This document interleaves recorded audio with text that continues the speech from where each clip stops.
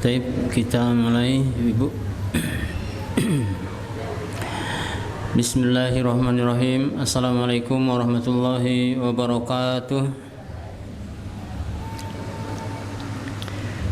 Innal hamdalillah nahmaduhu wa nasta'inuhu wa nastaghfiruh wa na'udzu billahi min shururi anfusina wa min sayyiati a'malina.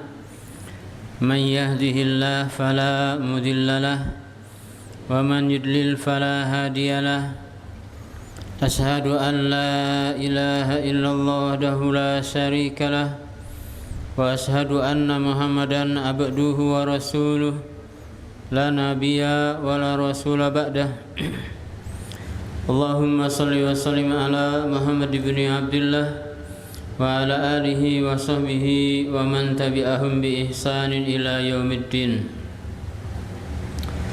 Amma ba'du fa inna ahsanal kalami kalamullah wa khairul huda huda Muhammadin sallallahu alaihi wasallam wa syarrul umuri muhdatsatuha fa inna kulla muhdatsatin bid'ah wa kulla bid'atin dhalalah wa kulla dhalalatin finnar.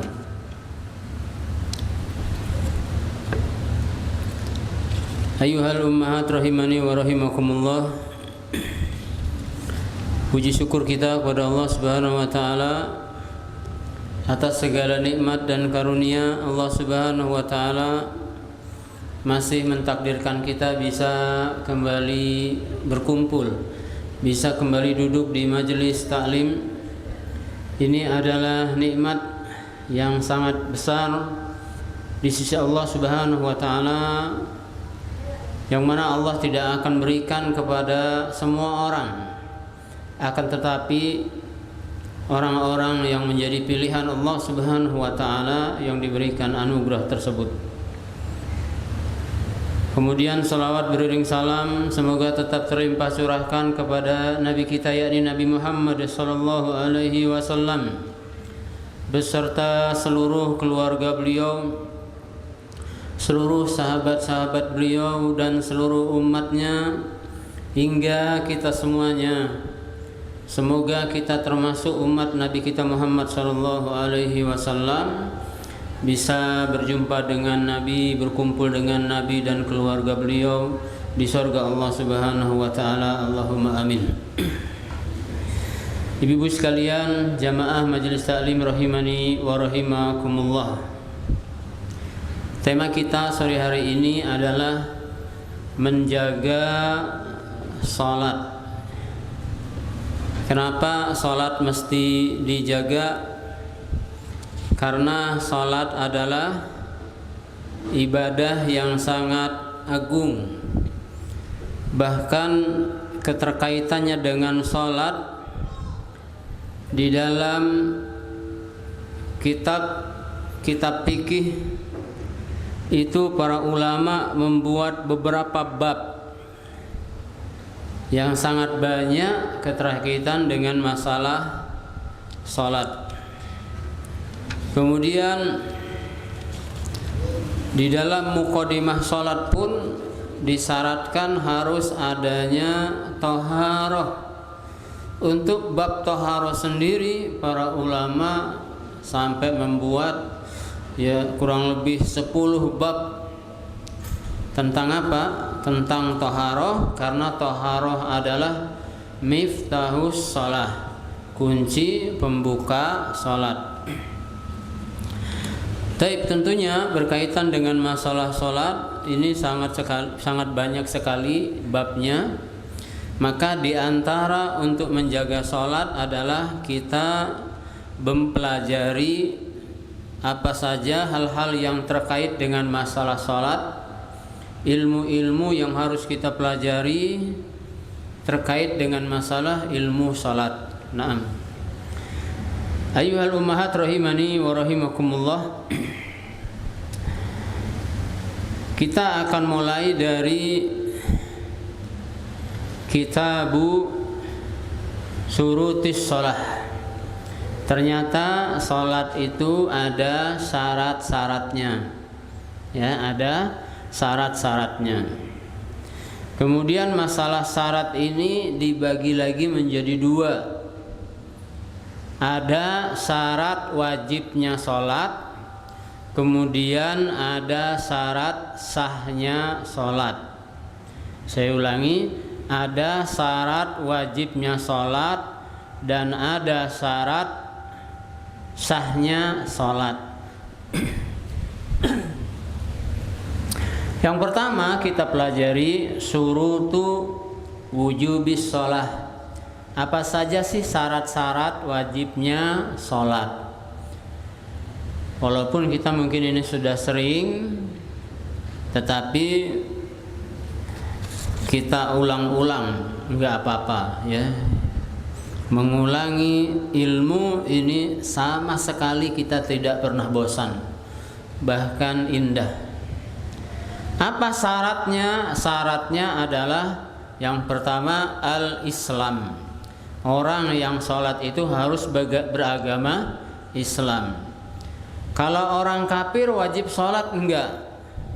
Orang kafir itu tidak wajib sholat. Wajibnya dia itu adalah masuk Islam. Karena kalau dia sholat itu tidak akan sah. Kalau dia sholat, orang kafir itu enggak bakalan sah. Wajibnya dia itu adalah masuk ke dalam agama Islam. Karena syarat sholat adalah harus beragama Islam. Kemudian yang kedua adalah al-bulugh. Syarat yang kedua apa ibu-ibu? Harus baligh. Ya, harus sudah baligh. Nah, berarti kita harus pelajari apa itu baligh. Nah, jadi insya Allah yang hadir di sini ibu-ibu semuanya sudah baligh ya. Kemudian yang ketiga syaratnya adalah al-aqlu, harus berakal sehat. Kalau ada orang yang tidak berakal sehat alias akalnya kurang ya, tidak sehat, berarti dia tidak wajib sholat, nggak wajib sholat. Karena syaratnya harus berakal sehat. Kemudian yang keempat syaratnya adalah at-taharatu minal haidi wan nipasi. Harus suci dari haid dan nipas. Oleh sebab itu ibu-ibu yang haid tidak wajib sholat dan tidak wajib mengqadha sholat. Ibu-ibu yang nipas tidak wajib sholat dan tidak wajib mengqadha pula, ya kan? Karena syaratnya itu harus suci dari haid dan nipas. Ini 4 syarat wajibnya sholat. Ulangi ibu-ibu, 1 harus apa tadi? Beragama Islam. 2 harus baligh. 3 harus berakal sehat. 4 harus suci dari haid dan nipas ya, harus suci dari haid dan nipas. Naam, ini syaratnya. Islam kita sudah tahu ya kan, baligh kita sudah tahu insyaallah. Baligh artinya kalau perempuan itu sudah haid ya, sudah haid. Berakal sehat kita sudah tahu insyaallah. Suci dari haid dan nipas insyaallah kita sudah tahu. Namun ini ada pembahasannya ya di bab taharah. Naam. Kemudian kita masuk yang kedua. Yang kedua adalah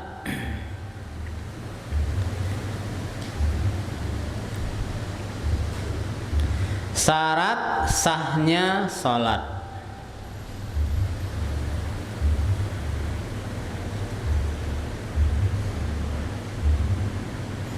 Apa saja syarat sahnya sholat? Kalau tadi syarat wajibnya sholat, sekarang syarat sahnya sholat. Agar sholat kita sah, maka kita harus terpenuhi syarat-syaratnya ya, harus terpenuhi syarat-syaratnya. Apa syarat-syaratnya agar sholat kita sah? Syaratnya adalah yang pertama at-taharatu minal hadasi wan najas. At-taharatu minal hadasi wan najas. Harus suci dari hadas dan najis. Ini syarat pertama. Jadi kalau ada orang sholat dia agamanya Islam, kemudian dia sudah balik, kemudian dia berakal, namun dia tidak tidak suci dari hadas dan najis, maka sholatnya tidak sah. Sholatnya tidak sah, maka dia harus suci dari hadas ini. Dan ketahuilah ibu-ibu sekalian rahimani wa rahimakumullah,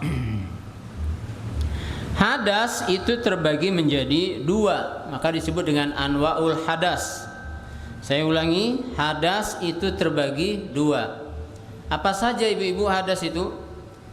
Ada hadas kecil disebut dengan hadasul asghar, ada hadas besar disebut dengan al hadasul akbar, hadas besar.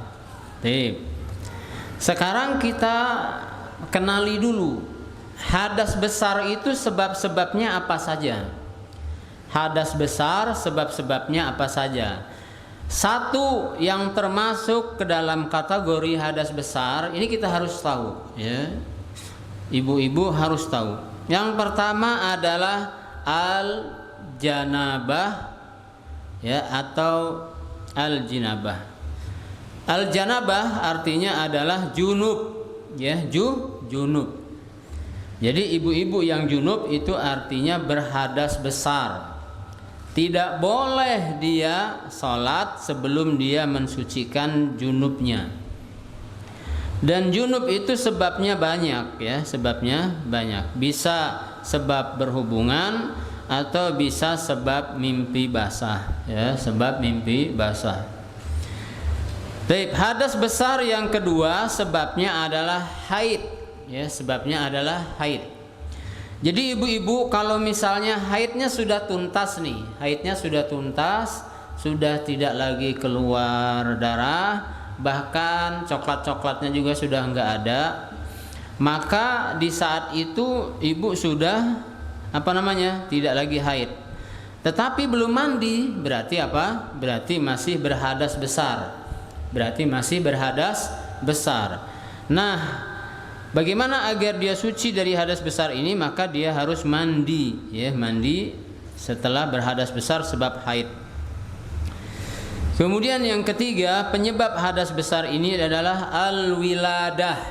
Saya ulangi, al-wiladah. Apa arti wiladah?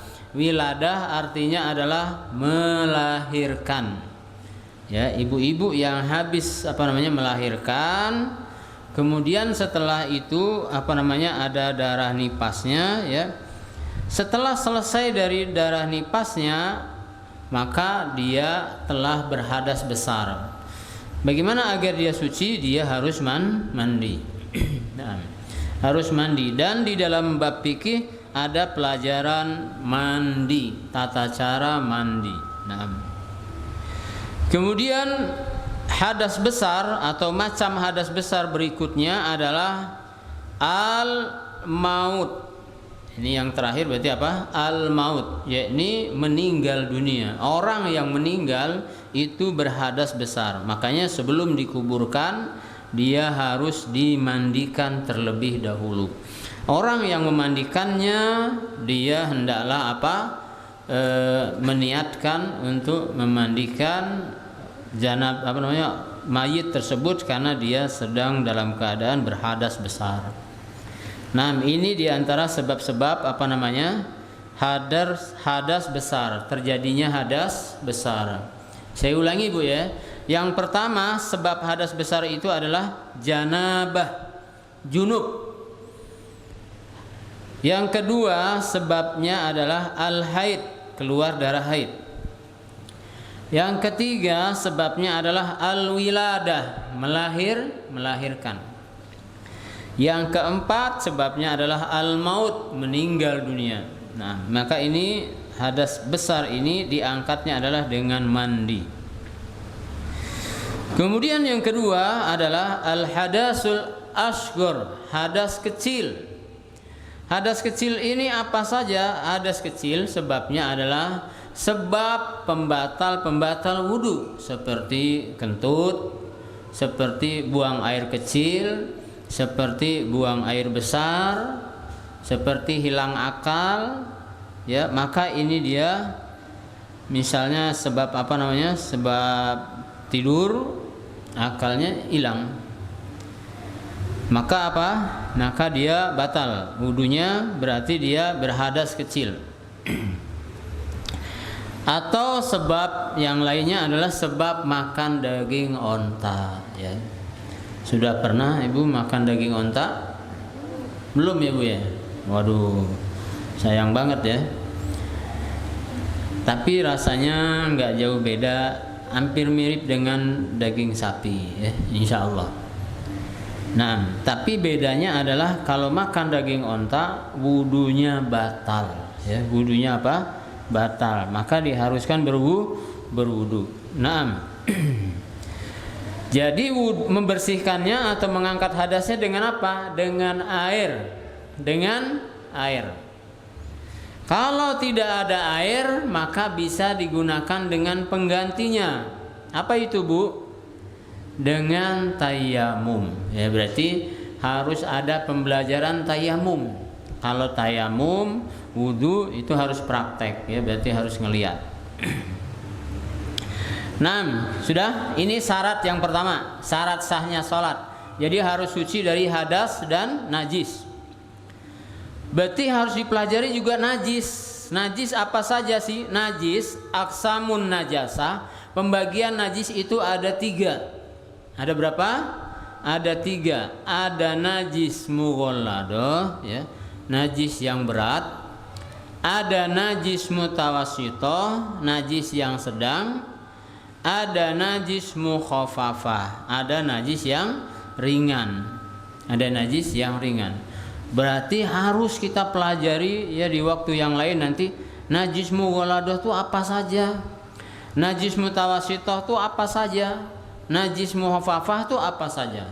Kemudian bagaimana cara mensucikannya? Berarti kita harus dipelajari, ya, harus dipelajari. Namun secara singkat akan saya sebutkan, najis mughalladah adalah najis yang paling berat, yaitu najis anjing dan najis babi, ya. Jilatan anjing atau jilatan babi. Maka ini najis. Najisnya berat. Kalau misalnya bejana kita, mangkok kita, ember kita dijilat anjing atau dijilat babi, cara mensucikannya harus dicuci 7 kali. Ini menunjukkan beratnya. Dan di permulaannya harus digosok dengan tanah.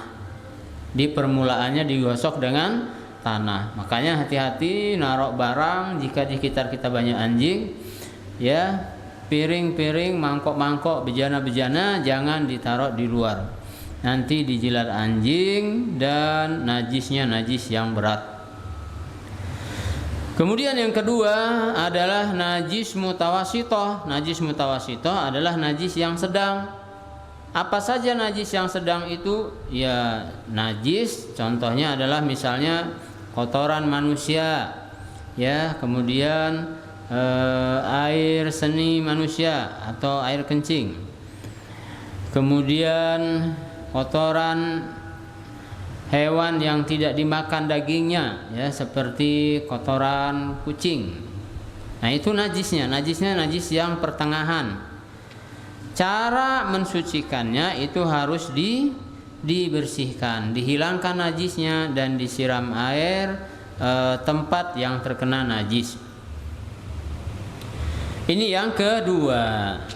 Yang ketiga, najis muhaffafah. Najis muhaffafah itu najis yang ringan. Najis ringan itu apa? Najis ringan itu adalah najis air kencing bayi laki-laki. Ingat bayi ya Bu ya, bayi, bukan anak laki-laki. Bayi laki-laki yang belum makan apa-apa selain ASI.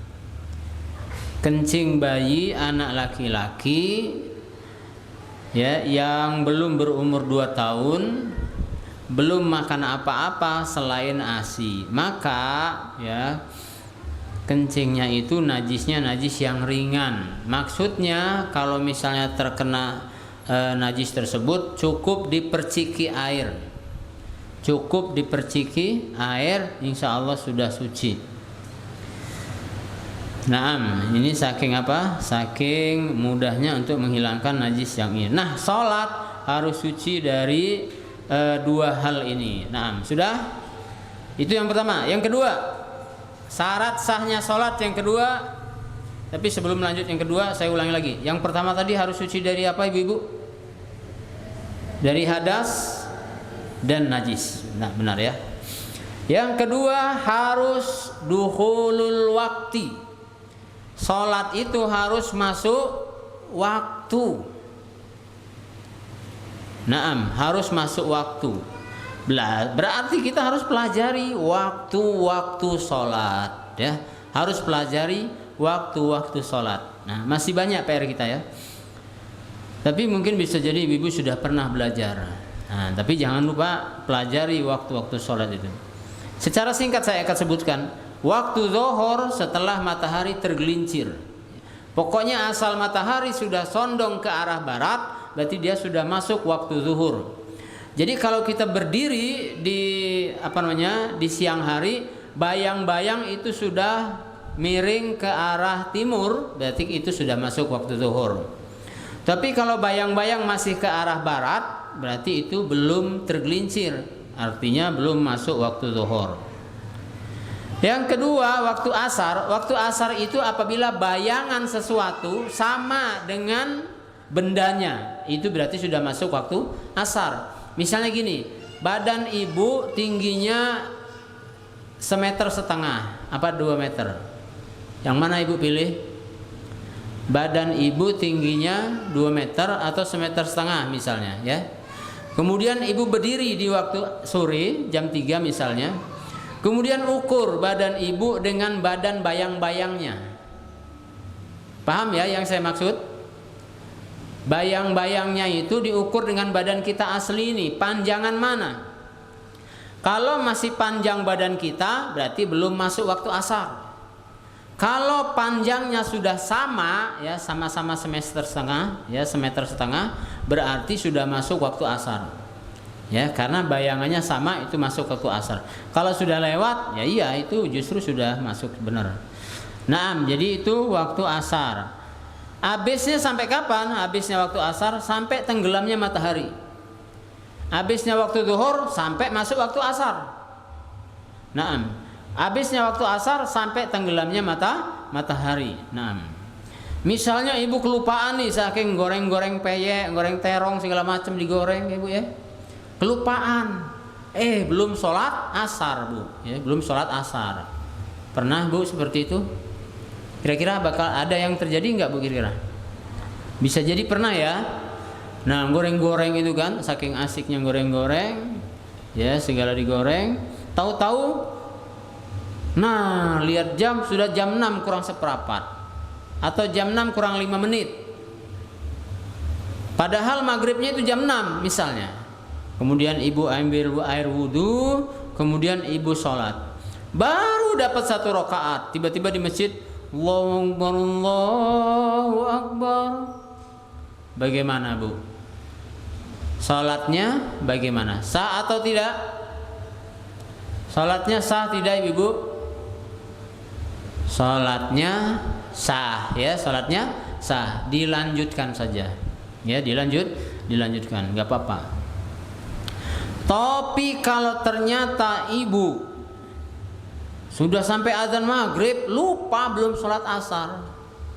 Sudah sampai azan maghrib, belum sholat asar. Bagaimana bu? Akhirnya ibu ambil air wudhu, kemudian sholat. Pertanyaannya, sholat maghrib dulu apa sholat asar dulu? Halo bu? Maghrib dulu apa asar dulu? Sebagian orang dulu bilang maghrib dulu lah, kan maghrib yang punya waktu, asar kan tamu, gitu ya. Diakal-akalin, apa pakai perasaan.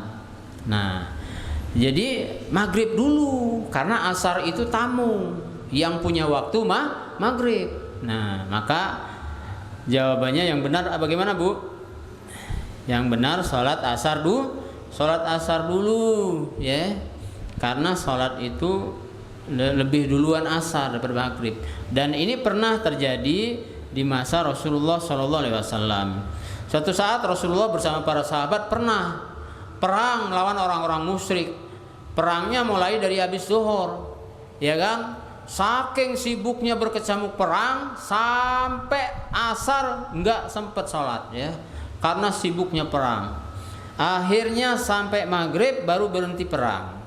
Setelah selesai perang, kemudian masuk waktu maghrib, maka Nabi SAW bersama para sahabatnya perintahkan Bilal untuk iqamah, untuk menegakkan sholat asar terlebih dahulu.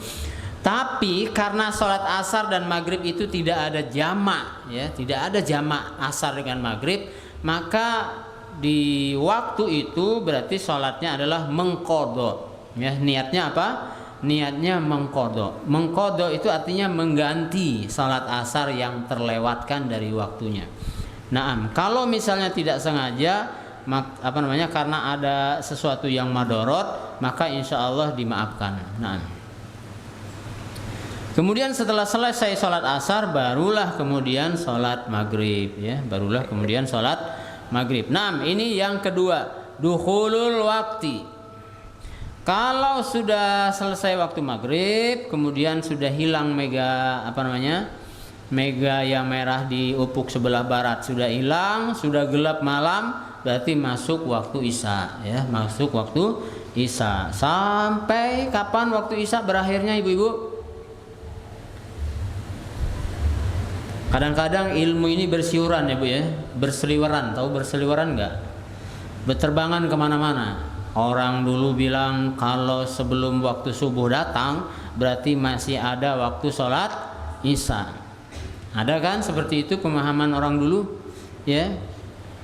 Yang benar sholat isya itu berakhirnya sampai nisful lail, pertengahan malam, ibu, ya, sampai pertengahan malam. Naam. Kemudian terakhir adalah sholat subuh. Masuknya waktu sholat subuh adalah setelah terbit fajar yang kedua, dan habisnya waktu subuh adalah sampai terbit matahari. Ini kita harus tahu, ibu-ibu harus tahu, karena ini syarat sahnya sholat. Syarat sahnya sholat. Suatu saat kejadian ibu-ibu, ya kan, tidur kesiangan. Padahal waktu subuh itu apalah di waktu saat sebelum matahari terbit. Tiba-tiba bangunnya jam 7, ya, kesiangan. Bagaimana sholatnya, ibu? Nah, berarti sholat jam 7 itulah, ibu, ya, sholat jam 7 itulah, tapi niatnya qadha, ya, niatnya apa? Mengqadha sholat subuh yang terlewatkan. Ini syarat yang kedua. Saya ulangi, apa syarat yang kedua? Harus masuk waktu sholat. Satu hari ibu-ibu sholat zuhur, ya, dengan anggapan, wah inilah 12:30 lah masuk zuhur ini rupanya. Nah, sholat ibu zuhur. Tiba-tiba selesai sholat 4 rakaat, udah lama sholatnya, khusyuk luar biasa. Tiba-tiba terdengar azan di masjid. Allahu Akbar, Allahu Akbar. Nah, baru azan di masjid ini. Nah. Rupanya ibu tuh nengok jamnya tuh mati, jam ibu di rumah tadi. Ya kan?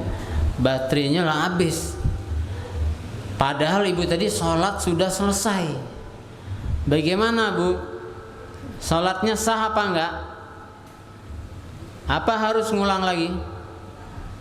Harus ngulang karena belum sah sholatnya. Kenapa? Belum masuk waktu.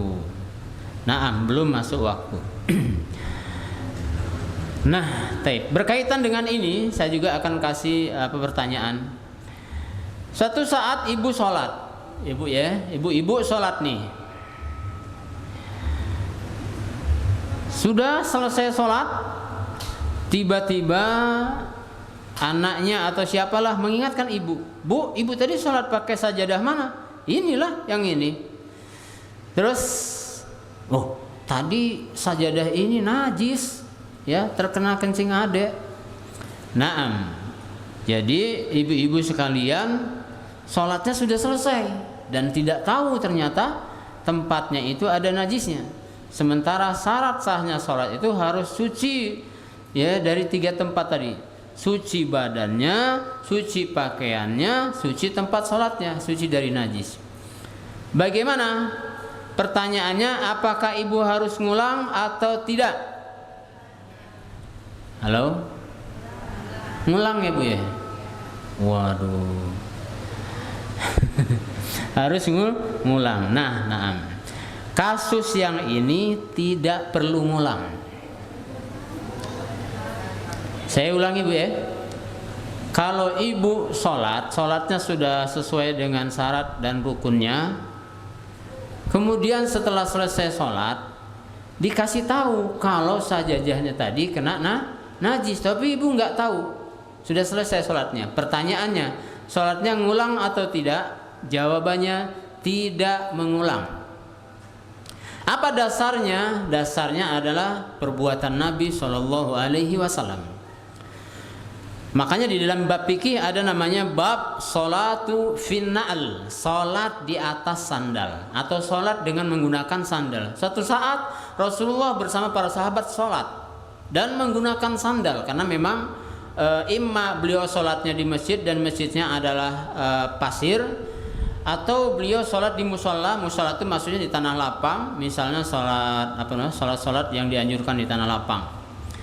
Maka beliau sholat mengenakan sandal. Di pertengahan sholat, ya, kalau misalnya sholat itu adalah 2 rakaat, berarti dia sudah dapat 1 rakaat. Beliau sudah dapat 1 rakaat. Di pertengahan sholat tiba-tiba datang malaikat Jibril dan memberitahukan kalau di bawah terumpahnya itu ada najisnya.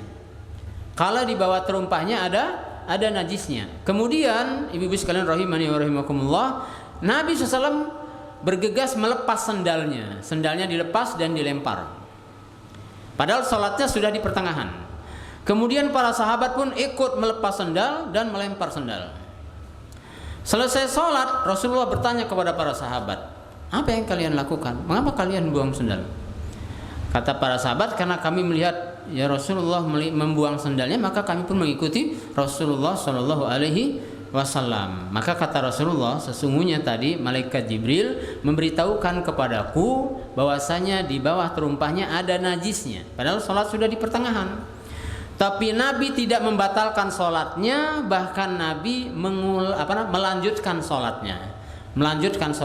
Nah, ini menunjukkan kata para ulama, ya, sholat di sesuatu yang ada najisnya, namun beliau tidak mengetahui, maka sholatnya dihitung sah kalau dia tidak tahu. Nah, dan Nabi tidak membatalkan sholatnya, tapi Nabi melanjutkan sholatnya.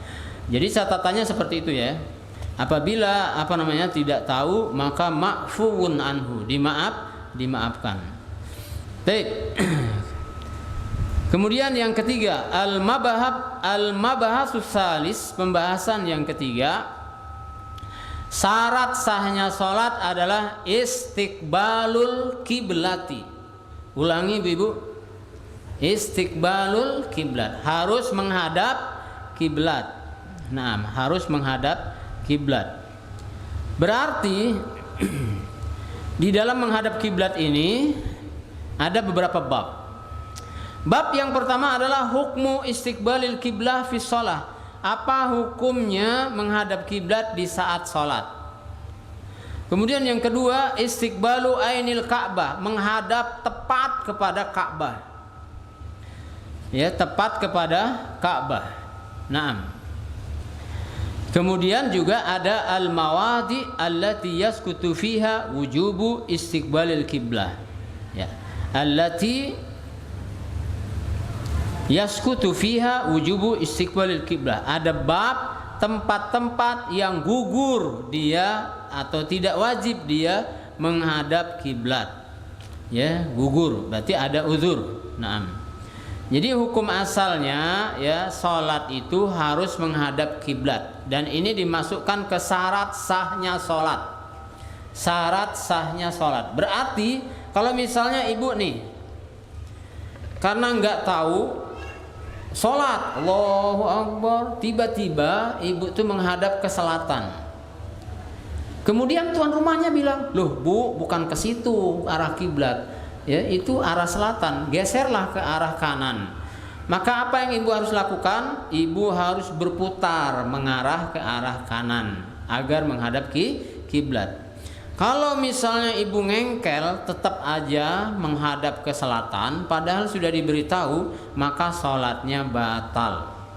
Sholatnya batal. Nah, satu saat ibu-ibu serombongan pergi ke hutan, nggak tahu mau cari apa, ya, pergi ke hutan. Tas masuk hutan, tiba-tiba ibu-ibu ini tersesat, ya maklumlah ibu-ibu orang kota, ya kan, tersesat di hutan. Tiba-tiba terdengar suara adzan, Allahu Akbar, Allahu Akbar, tapi jauh. Waduh, tersesat ya.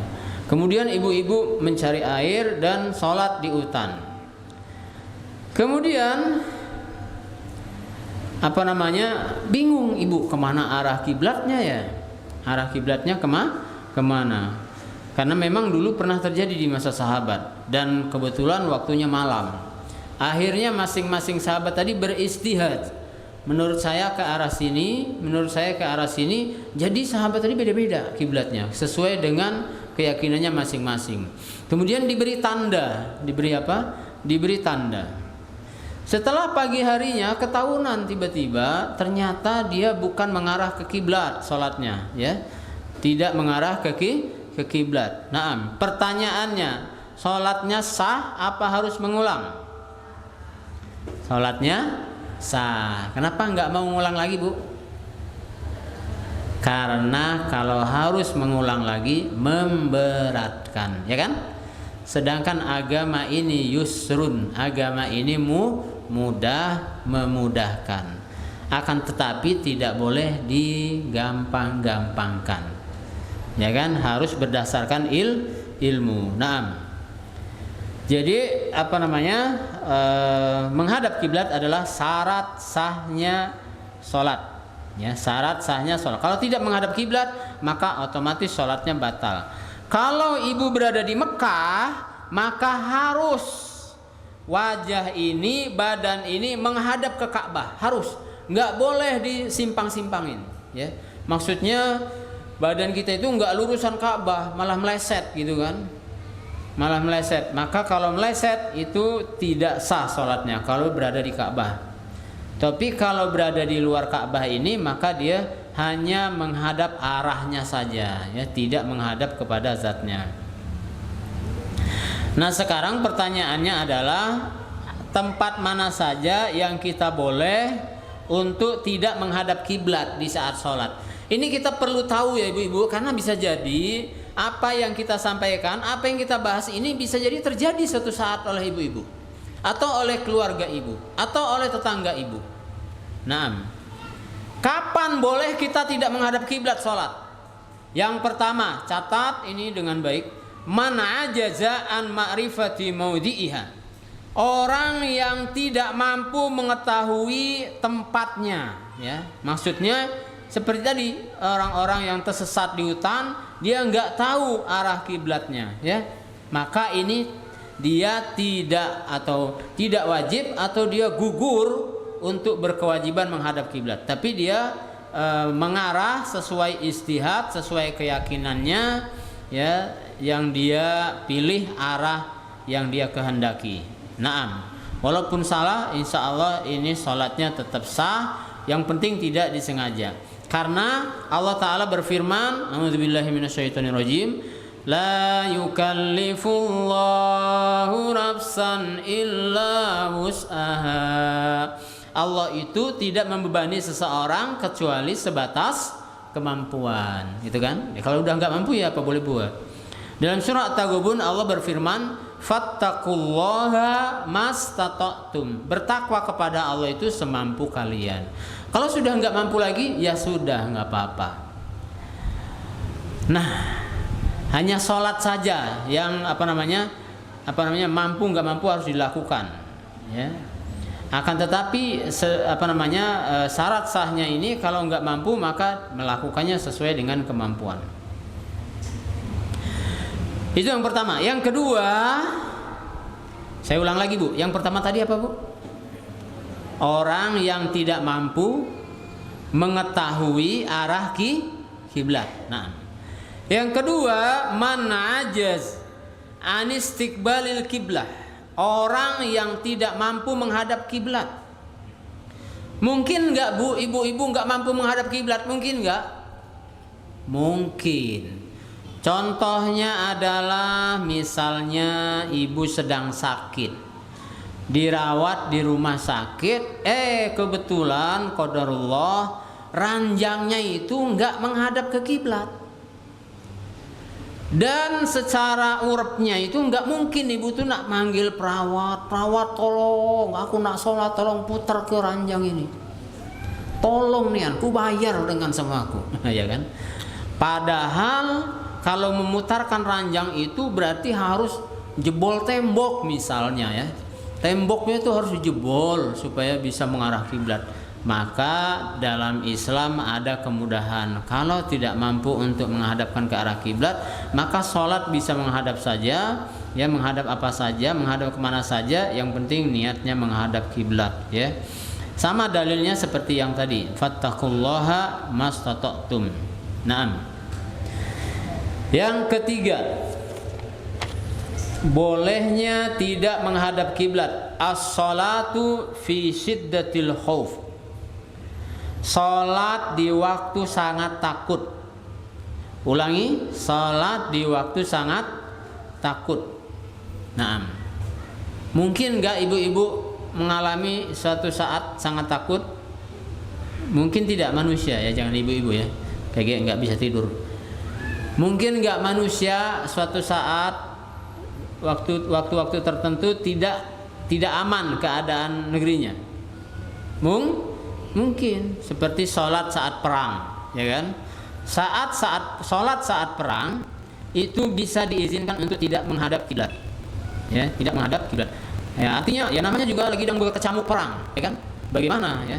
Musuhnya berada di arah sebaliknya misalnya seperti itu, maka dalam kondisi seperti itu sholat tetap berlaku, akan tetapi boleh tidak menghadap kiblat. Nah, walaupun kalau misalnya bisa menghadap kiblat, maka itu lebih utama, ya, itu lebih utama.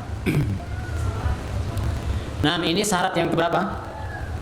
Syarat yang ketiga dari syarat sahnya sholat. Saya ulangi lagi biar lebih membekas. Yang pertama, syarat sahnya sholat itu harus suci dari hadas dan najis. Yang kedua, syarat sahnya sholat itu harus masuk waktu. Yang ketiga, syarat sahnya sholat itu adalah harus menghadap kiblat. Hanya saja ada di beberapa tempat dibolehkan untuk tidak menghadap kiblat. Saya kasih contoh satu lagi. Sholat yang tidak menghadap kiblat adalah tatkala jamaah haji atau umroh. Ya, tatkala pulang dari Saudi ke sini, otomatis itu pesawatnya mengarah ke timur. Karena Indonesia ini wilayah timur. Terus ibu mau sholat subuh misalnya. Bagaimana sholatnya? Harus menghadap ke belakang dulu? Sulit Bu, di pesawat itu harus menghadap ke belakang, ya. Bangkunya juga dibuat ngepres kayak gitu, ya kan? Sulit, kecuali pesawat-pesawat yang besar ada musolanya memang. Tapi kalau pesawat-pesawat seperti Lion Air, nah itu kecil, itu nggak bisa ya. Jadi ya sudah, berarti menghadap sesuai kepala pesawat. Walaupun memang hukum asalnya sholat fardu itu nggak boleh di kendaraan, hukum asalnya nggak boleh, ya. Tapi karena darurat nggak mungkin pesawatnya turun duluan, ya kan? Nggak mungkin turun duluan sampai di Bangladesh turun, ya, nak cari masjid dulu, nggak mungkin. Kan pesawatnya harus turun di bandara, harus ada landasan. Nah, ini yang ketiga. Yang keempat, syarat sah sholat yang keempat adalah satrul aurati. Ulangi, satrul aurati. Apa satrul aurat? Menutup aurat. Menutup aurat. Berarti kalau ada bab menutup aurat, apa yang harus kita pahami? Harus kita pahami adalah tentang pertama batasan aurat. Batasan aurat. Yang kedua, as-sholatu fi thawbil muharram. Bagaimana kalau sholat pakai baju yang haram? Loh. Ya, ada baju yang haram. Bu, tahu nggak Bu, ada baju haram? Tahu nggak Bu? Apa baju haram? Bajunya dapat maling, bajunya dapat mencuri di toko ini baju di butik. Maka ini bajunya haram. Pertanyaannya Bu, kalau ibu sholat pakai baju haram, sah atau tidak sholatnya? Halo? Sah tidak? Sholatnya sah, tapi berdosa, gitu ya. Sholatnya sah, tapi dosa. Nah, kenapa kok sah? Ya, karena nutup aurat. Yang penting nutup aurat. Nah, sama seperti misalnya ibu sholat, ambil wudunya, airnya dapat maling, airnya dapat mencuri. Apakah sah wudunya? Wudunya sah, tapi berdosa. Itu kata para ulama seperti itu, ya. Nah, Kemudian yang ketiga sholatul urati. Bagaimana sholat orang yang nggak pakai baju? Sholat nggak nutup aurat. Nah, sholatnya sah apa enggak? Nah, jadi 3 bab ini akan kita bahas dulu satu-satu. Yang pertama adalah haddul aurat, batasan aurat. Apa saja batasan aurat? Yang pertama, auratir rajuli fis shalah, aurat laki-laki di waktu sholat adalah auratul rajul ma baina surrah wa rukbah. Kalau laki-laki di saat sholat itu auratnya itu antara pusar dan lutut. Antara pusar dan lutut itu auratnya. Ini adalah pendapat para ahli fikih. Akan tetapi dianjurkan untuk wasitrul atikoin, menutup bahu, ya menutup bahu. Maksudnya kalau pakai baju itu lebih utama. Kalau pakai sarung saja boleh nggak sholat laki-laki? Boleh, kalau nggak ada lagi. Yang penting tertutup ini pusarnya sampai lututnya. Namun kalau ada penutup bahunya maka ini lebih utama. Kemudian berikutnya adalah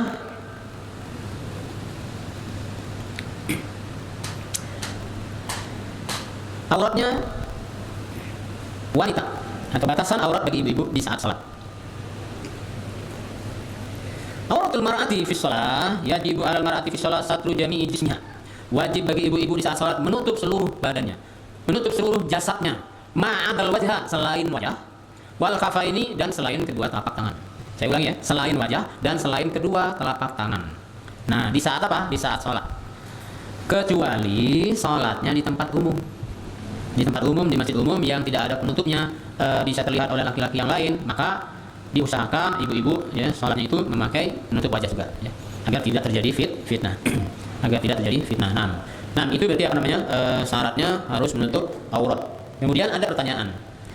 Ada ibu-ibu yang salat ya kan? Ada ibu yang salat. Waktu mau salat sudah dilihat betul nih telekungnya, yang rukuknya ini, mukanya ini betul-betul enggak ada lagi aurat yang terlihat. Selesai salat, tiba-tiba ada 2-3 helai rambut yang keluar.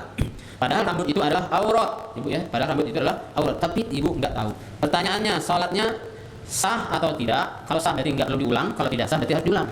Bagaimana, Bu? Pernah terjadi? Pernah terjadi.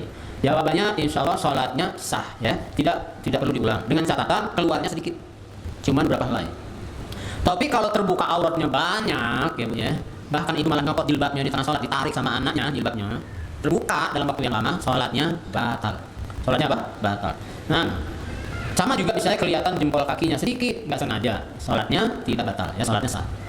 Tapi kalau misalnya kelihatan auratnya itu sudah diketahui dari tengah salat, ya di tengah salat udah tahu kalau jempolnya kelihatan, kalau rambutnya kelihatan.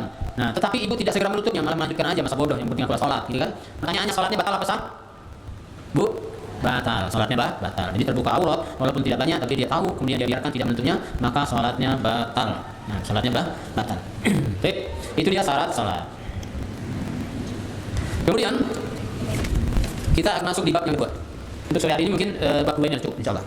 Al-mubah shalah, perkara yang dibolehkan di saat salat. Nah, ya kenapa ini dibahas? Agar ibu-ibu tidak kesulitan kalau tahu ilmunya ya, tidak kesulitan. Yang pertama adalah al-harakatul yasirah. Al-harakatul yasirah itu li hajatin. Boleh salat bergerak sedikit kalau ada kebutuhan.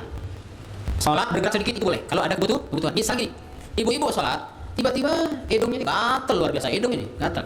Jadi justru kalau nggak digaruk sedikit, justru salatnya jadi nggak khusyuk. Nggak tahu lah apa di hidungnya, nempel nyamuk apa ada apa, gatal luar biasa. Maka ibu boleh menggerakkan tangannya, jarinya sedikit untuk menggaruk yang gatal tadi. Tapi dengan catatan bergeraknya sedikit. Jangan seperti garuk orang yang ketumbilan gitu ya.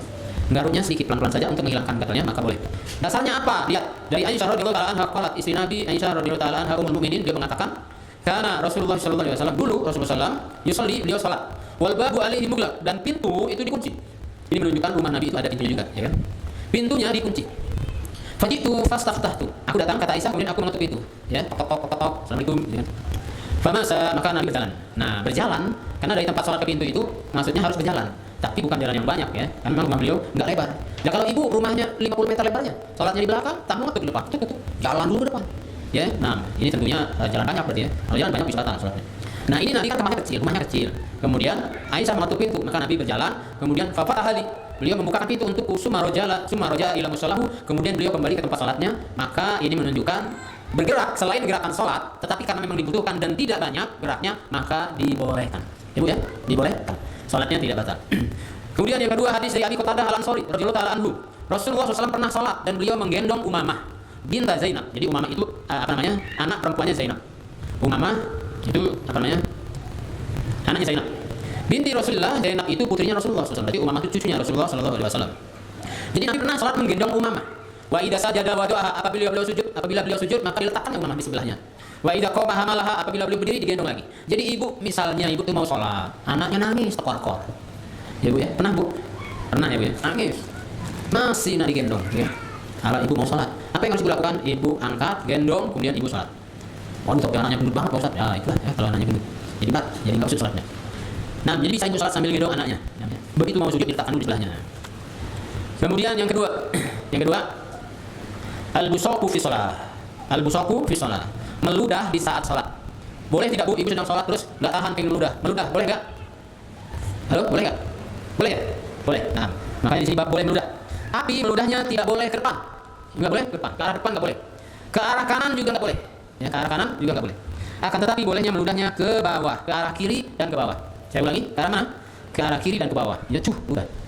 Tapi itu juga harus ada catatan. Apalagi catatannya? Catatannya adalah kalau rumah ibu itu memang masih tanah atau masih pasir. Jadi meludahnya ke tanah, pasirnya dilubangi, kemudian setelah meludah ditutup lagi, setelah meludah ditutup. Kalau keramik, kalau semen, wah ya. Maka kalau seperti itu ibu caranya bagaimana? Ya pas meludahnya diusap saja di telepungnya, ya kan? Nempel di telepungnya nggak apa-apa. Atau kalau berbaju yang berkantong, ya kan? Dimasuki kantong bajunya. Atau kalau misalnya ibu memang sudah berhada dari sebelum sholat, usahakan sholatnya siapin tisu di sebelahnya, atau siapin sapu tangan di sebelahnya. Ya. Begitu ludahnya banyak, ambil sapu tangannya dan meludah.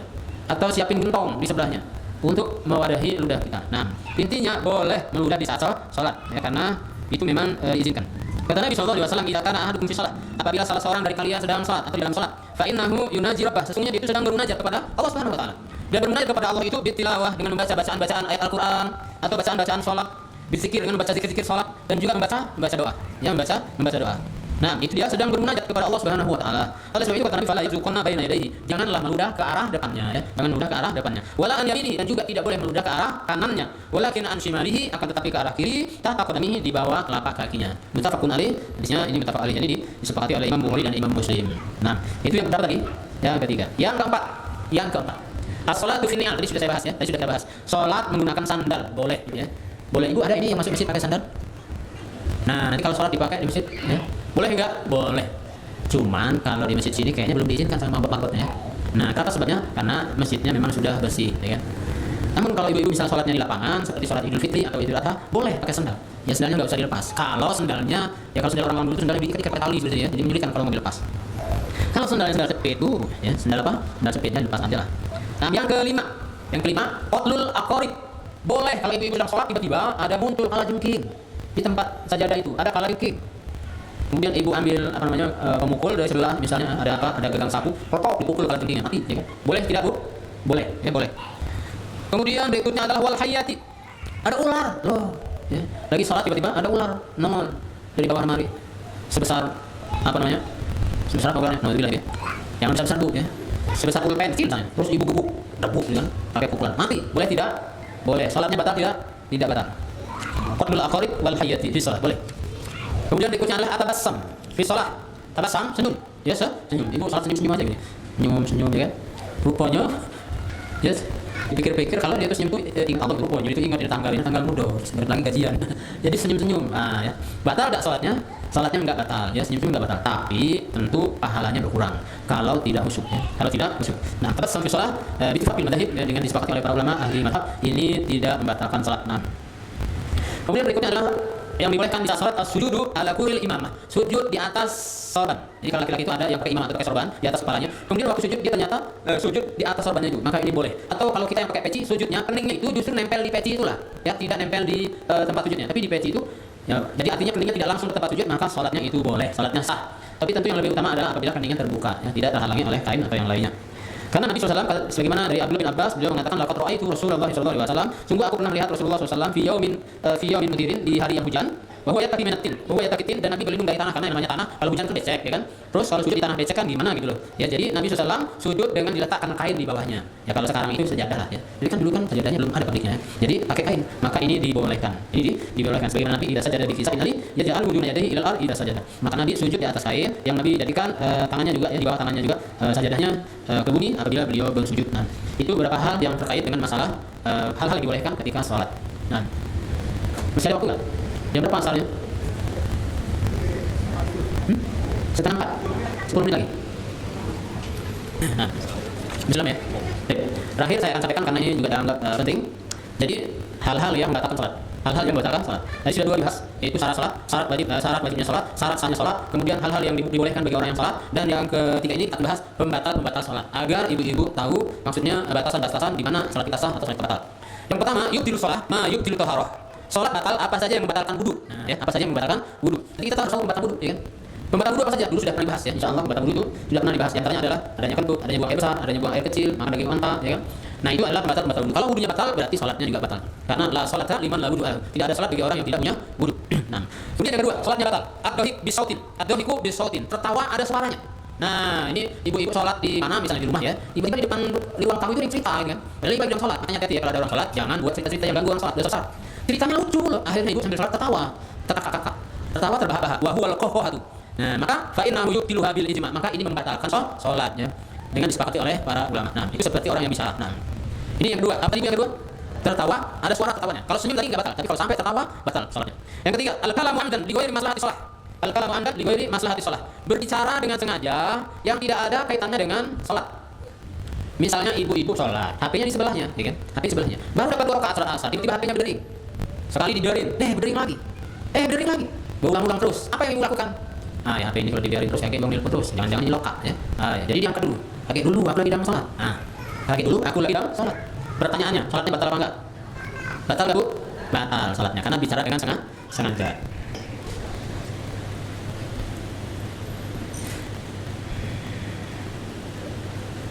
Nah, kemudian ibu sekalian rahimahullah, kalau bicaranya ada kaitannya dengan sholat, ada kaitannya dengan sholat. Contoh, suatu saat Rasulullah SAW pernah sholat, ya, disebutkan sholat asar, ya, sholat asar. Tiba-tiba beliau sholat 2 rakaat, ya, sholat 2 rakaat. Setelah sholat, tsumma salama, kemudian beliau salam. Tsumma qama ila hasadati fi muqaddamil masjid. Kemudian beliau pergi ke sebuah tiang kayu gitu ya di depan masjid. Kemudian beliau meletakkan tangannya di sana. Padahal di kaum tersebut ada Abu Bakar, ada Umar. Akan tetapi keduanya itu enggan untuk menegur Nabi SAW. Kenapa kok sholat asar ini jadi 2 rakaat gitu kan? Tiba-tiba ada sahabat yang keluar dengan cepat dan dia berbicara kepada Nabi SAW. Usyirati sholat, ya, sholat telah dikosor. Wa rajulun yaruhu Nabi SAW zal yadain. Laki-laki tersebut diambil oleh Nabi, orang yang tangannya agak panjang. Ya Rasulullah, ana saita an kusyir. Ya Rasulullah, apakah engkau lupa apakah sholat dikosor? Nabi mengatakan, "La angsa wa tuksor." Aku tidak lupa dan aku tidak mengkosor sholat. Padahal sholat baru 2 rakaat. Nah, coba ibu pertanyaannya. Ini Nabi dan sahabat ini sudah saling ngobrol tentang masalah sholat. Faqala bala qad nasita. Nah, berarti engkau telah lupa ya Rasulullah. Fasala rakaat ini, kemudian Nabi menambah lagi 2 rakaat, tsumma salama, kemudian beliau salam, tsumma kabbara, kemudian beliau bertakbir, fasajada misla sujudihi, aw atwala tsumma rafa'a ra'sa fakabbar, tsumma wada'a ra'sa fakabbar, fasajada misla sujudihi. Kemudian beliau sujud 2 kali dikenal dengan sujud sahwi, sujud lupa, ya, sujud lupa. Padahal tadi di tengahnya dia sudah berbicara tentang apakah engkau mengqosor salat atau engkau lupa. Nah, kalau pembicaraannya ada kaitannya dengan masalah salat, maka salatnya itu masih dianggap sah. Ya, salatnya masih dianggap sah karena memang beliau melakukannya karena lupa, ya, karena lupa. Akan tetapi kalau sengaja dan tidak ada hubungan dengan salat, maka salatnya batal. Paham Ibu? Nah, terkait dengan ini juga disebutkan oleh para ulama ada seperti tasbih, seperti ucapan inna lillahi wa inna ilaihi raji'un, itu istirja, dan juga misalnya ucapan zikir yang lain. Misalnya ibu sedang salat nih, tiba-tiba anaknya naik kursi. Habis itu guling kursi kaku. Lalu ibu bilang, lagi salat inna lillahi wa inna ilaihi raji'un. Nah, padahal ibu sedang salat. Pertanyaannya, batalkah salat ibu? Batal tidak Ibu? Iya, bingung gitu ya. Batal apa enggak ya? Jawabannya tidak batal ya. Yang penting masih berupa zikir. Kemudian yang lain misalnya tiba-tiba itu bersin. Ya bersin lagi sholat. Tanpa sadar mengucapkan alhamdulillah. Alhamdulillah. Batal tidak sholatnya? Tidak batal, ya, tidak batal. Lagi sholat kemudian ibu mengucapkan subhanallah karena misalnya takbir dengan suara, maka juga tidak batal. Selama itu zikir atau doa di dalamnya, maka insyaallah tidak batal sholatnya. Nah. Kemudian berikutnya yang keempat, mururul mar'ati al-balighati. Lewatnya perempuan yang sudah balik di hadapan orang yang sholat, maka sholatnya jadi batal. Ibu ya, ini ibu perhatikan. Misalnya suami ibu atau anak ibu sedang sholat nih, ibu jangan lewat di depannya. Kalau lewat di depannya, sholatnya jadi batal. Sekali lagi, sholatnya jadi batal. Atau yang kedua, awil himar, atau yang lewat di depannya adalah keledai. Awil kalbi aswad atau anjing hitam, maka sholatnya batal. Nah. Kemudian yang kelima, kasful aurati amdan. Sholatnya terbuka auratnya dengan sengaja, ya, terbuka auratnya dengan sengaja, maka ini juga batal sholatnya sebagaimana tadi telah dibahas. Kecuali terbuka auratnya nggak sengaja dan sedikit, maka tidak perlu diulang sholatnya. Itu yang kelima. Apa yang kelima? Terbuka aurat. Yang keenam, istiqbalul kiblah, membelakangi kiblat. Padahal menghadap kiblat itu syarat sahnya salat, ya. Kecuali ada uzur. Itu yang keenam. Yang ketujuh, ittisalun najasati bil musalla. Ma'al ilmi biha wa tadhkiriha idza lam yuzalha fil hal. Idza lam yuzalha fil hal. Bersambungnya dengan najis bersamaan dengan itu dia tahu kalau ada najisnya. Dia ingat, akan tetapi dia tidak berusaha menghilangkan pada waktu itu, maka salatnya batal. Misalnya, ibu-ibu salat. Waktu sebelum salat ibu enggak tahu kalau sajadahnya ada najisnya. Ternyata pas di pertengahan salat baru ingat, sajadahnya tadi kencing dede, ya kan, jadi najis. Lalu di pertengahan salat ibu menggeser, artinya dilempar sajadahnya dibuang, kemudian ibu salat di tempat tanpa sajadah dan tidak najis. Maka itu salatnya tidak batal. Tapi kalau ibu sudah tahu ibu najis, kepalangan katanya. Ayo kepalangan lah biar kalau belajar baik. Nah, maka salatnya jadi batal. Yang ke-8 berikutnya, tarku ruknun min arkaniha aw surtun min surutiha amdan biduni udhrin. meninggalkan salah satu rukun, ya, meninggalkan salah satu rukun dari rukun salat. Jadi yang kita pelajari rukun salat apa saja, agar kita tidak meninggalkan rukun tersebut. Atau syarat-syarat salat ditinggalkan dengan sengaja tanpa udzur, maka salatnya batal, ya, salatnya batal. Misalnya salah satu rukun itu adalah Al-Fatihah. Ya, yang aku salat aku tidak bisa baca Fatihah lah. Allahu akbar, nasbina angka yang salat. Allahu akbar, rukuk dan sujud. Salatnya tidak sah, batal karena Al-Fatihah adalah rukun salat. 9. Al-amalu al-katsiru min ghairi jinsiha li ghairi darurah. Amal yang banyak atau bahasa lainnya gerakan yang banyak yang selain gerakan-gerakan salat dan tidak darurat. Kal akli seperti makan, loh, mana sholat sambil ngantongin kacang namanya, kacang udah letak itu ya. Maka sholatnya batal. Sambil minum jus, ya, sholatnya batal. Sudah yang keluar tadi, ke-9. Yang ke-10, al istidnadu li ghairi udrin, sholatnya sambil nyandar, ya, karena malas tadi, jadi malas ada sambil nyandar baik, sambil setengah ngantuk, maka sholatnya tidak sah, batal. Kenapa sholatnya? Li'annal qiyamah syartun li sihhatihah. Karena berdiri itu adalah syarat sahnya sholat. Ya, syarat sahnya sholat. Nah, jadi tidak boleh bersandar ya, Bu, ya, sholatnya boleh bersandar. Yang ke-11, ta'ammudu ziyadatu ruknin. Fa'ali sengaja menambah satu rukun yang dilakukan keziyadati fi ruku, seperti nambah ruku wasujud, sujudnya 3 kali misalnya, atau rukuknya 2 kali, maka ini membatalkan salat secara ijma'. Nah, ke-12 ta'ammudu taqdim ba'dal arkan al batin, sengaja mendahulukan yang lain daripada rukun yang lainnya. Misalnya salatnya sujud dulu, rukunya belakangan. Ya, ibu apa? Sujud dulu, rukunya belakangan. Tahiyat dulu, baru nanti apa? Bentuk rukuknya, bentuk salatnya, maka salatnya batal. Rukunya digantikan. Ya, katakan ini salatnya batal. 13 ta'ammudu salam qabla isma. Sengaja salam sebelum sempurna salat. Sengaja. Dapat rakaat Nabi sengaja. Kemudian berdiri lagi tambah lagi satu lagi. Maka salatnya batal. 14 tamu halatul makna fil qiraat, sengaja membawa makna dalam membaca. Ya, misalnya dia sengaja dibaca bacaan yang maknanya bisa berubah. Yang maknanya bisa berubah. Misalnya bismillahirrahmanirrahim. Alhamdulillahil ghafurur rahim. Nah, diganti. Dirubah bacaannya atau dirubah hurufnya sehingga merubah makna, maka ini juga membatalkan salat. Terakhir yaitu fasqun niyah. Ditaruh bil fasih, ya, meniatkan untuk membatalkan salat, maka ini batalnya, ya. Salatnya batal. Ibunya dalam hatinya untuk membatalkan salat, salat berselesai, maka salatnya batal. Salatnya batal. Nah, itu yang kita bahas pada hari ini, 15 pembatal salat. Kemudian ada beberapa hal yang boleh dilakukan saat salat dan yang kembali saat salat